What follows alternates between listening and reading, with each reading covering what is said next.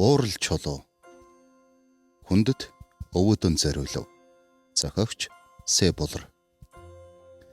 Хаврын хайл үнэртэгдэж дулаан салхин азрыг илбэхтэл би өөрийн ирэхгүй гэрлүүгэн ярихыг санд юм.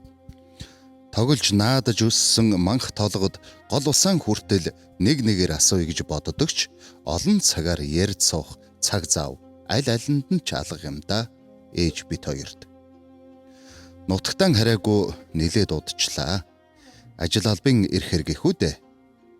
Удирлын шууд хүртэл жилдээ нэг иргэдэг атлан ухаантай хүний үр бид яагаад нутагтаа очиж амжидаггүй юм бэ? Хурдан машинаар хэдхэн цаг явхад л хүрээд очичдаг газрыг гэж бодохоор уйлмар санагдах юм. Он жил удсан ч нутаг минь болохоор миний сэтгэлд бас л тэр онгон төрхөөрөө бүгдийж ургасан хайлас, нур жилэгдсэн эрэг, оройдон бургастай манх, ундарсаар л байгаа баян булаг, усан думд нь хэвтэх бурхан чулуу, энэ л хэвтээ, ийм л янзаараа. Тэмээ, элснээс ундарсан жижигхэн булаг, баян булгаан бие минь угаасан ариун мөрөн, ухааны минь умдалсан аршин ус гэж боддог. Булгийн минь усан дотор бурхны суудал болон залгдсан элгэн хүрэн чулууг нутгийн минь хүмүүс бурхан чулуу гэж дууддаг. Урд өргөнөөрөө тохоо хэртэй, өндрөөрөн 2 тохоо хэртэй тэгш дөрвөлжин багна хэлбэртэй төв думдаан тэгш дөрвөлн жижигхэн нүхтэй элгэн хүрэн өнгөтэй чулууны төв думд нь бурхан байж гин.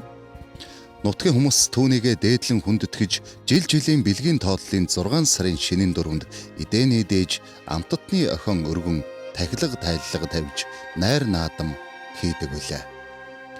Энэ жилийн булгийн нарийн өглөө өвөрөөгөө залгаад булгийнхаа тахилгад бас л очиж чадсангүй гэвэл өвөө минь зөвгөрөө миний хөө сэтгэлд чинь байвал мөргсөнтэй авь адилхан байд юм аа хүү минь. Цай хоолныхоо дээжиг зүүн хойшоон нутаг зүгэн өргөжвэ гэж хэлсэн. Өвөө минь хэдийгээр насан сүүдэр 83-ыг зооглосон ч ухаан сарвал бие тэнхлүүн хэлэг үгэнд хүртэл сэтгэлийн чавхцыг хөндөж ухаарлын аяс цуурайтуулж байдаг учраас юм л болвол өвөөгөөсөө асуудаг нь заншил болжээ. Өвөөгөө би чулуу шиг хатуу хүн гэж боддог. Орчлон хорвоогийн өөрөө бүтсэн бүх зүйлсийн дотор чулуул хамгийн хатуу байдагт хэн хүн эргэлзэхгүй лээ. Эл тод нэг л ааштай хилчүүл хийхгүй байж болохгүй шүү гэж дандаа ярьдаг. Ууралсан ч баярлсан ч хад чулуу шиг дув дуугай, ухаан нь болохоор эрттэй чулуу шиг хурц ийм л хүнтэй өвөө минь. Ийм л хатуу хүнтэй.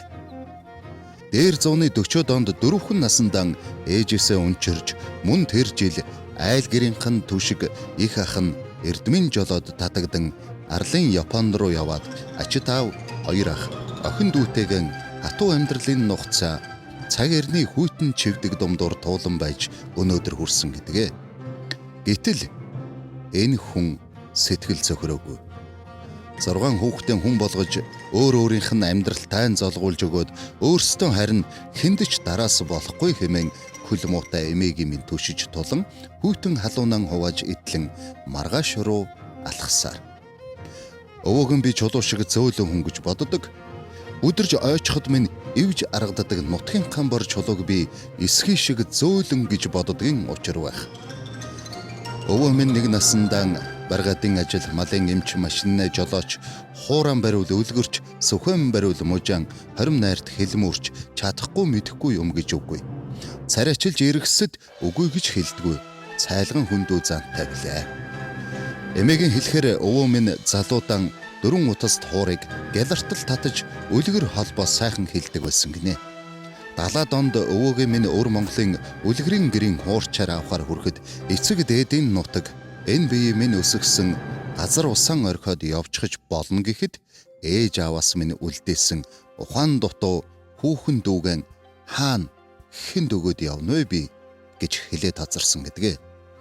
Энэ бүгдийг өөрчлөлт хөгжилтийн замаар өнгө төрөх нь хувирсан ч манхны ус шиг тунгалаг сэтгэл нь арилаагүй малчин түмэн минь мэдсээр. Он цагийн салхинд намаа салаан шингэрсэн ч элсэн нутгийн минь хөрсөнд гүнээс гүн үнсэлсэн хөгшин хайласнууд чэйдэлсээр байгаа. Өвөөгөн би чулуу шиг уян хүн гэж боддог. Хүн чулуу мянган талтай. Яаж ашигласан ч ач тусаан өгөхөөрөн өгнө гэж ярьдаг. Нутаг усынхан өвөөг минь амби аав гэж хүндэтгэн дууддаг. Өвөө минь хизээд мэдлэг хүнд илүүдэхгүй гэж ярьдаг. Намайг 5хан настай байхад минь элсэн дээр туушингийн ишээр цагаан толгой заасныг одоо болтол мартаагүй. Өнхөрж өссөн нутгийн минь элсэн хөтөл дээр бичигдсэн тэр хэдхэн игшгийг одоо болтол би хэрэгэлсээр. Ер нь тэрнээс үнэтэй эрдмийг би одоо болтол сураагүй юм байна да. Өвөө минь өнөөдөр 80 насныхаа давааг давсан гэлээч цаг эртний хувиралт хөгжилт нийгэм төрийн өчигдөр өнөөдрийг ихэд анхааран маргааш яаж хөгжих болно гэд манай мэтийн өдөржин телевиз шагааж гар утас барьсан залуучуудаас илүүг мэдэж хэрэгтэй юмд хэрэглүүл түүнээс сайн юм үгүй. Хэрэггүй юмд зарвал түүнээс муу юмгүй гэж гар утсыг минь зан хэлэхэд одоо л яншаад эхэлсэнтэй гэж боддог байсан юм да. Одоо бодоход их л ухаан нуусан үг юм да. Ер нь хүн гэдэг нас жил нэмэгдэх тутман ухаар нь томоожиж өсч төрсөн өлгийн нутаг өвөө эмээ аав ээж ах トゥ саднаан илүү сандаг нь орчлонгийн хууль хорвоогийн жим юм уу дээ.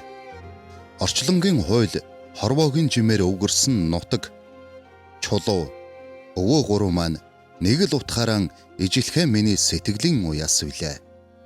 Ястай нэг чулуу шиг хатуу, чулуу шиг зөөлөн, чулуу шиг уян хүн юм да.